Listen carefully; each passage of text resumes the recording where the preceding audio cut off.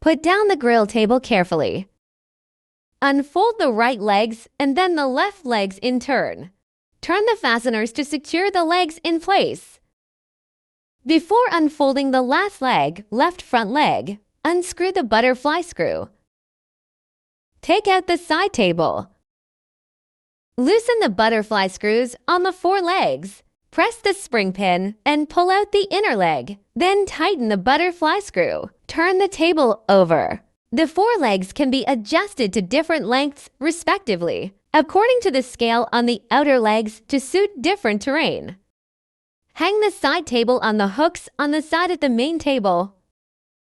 The side table can be hung on both sides of the main table. You can place pot hooks on the outer side of the side table to hang tools.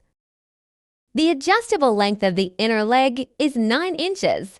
When the inner leg is fully pulled out, that the spring pin pops out of the hole at the bottom of the outer leg. The table leg reaches its maximum total length.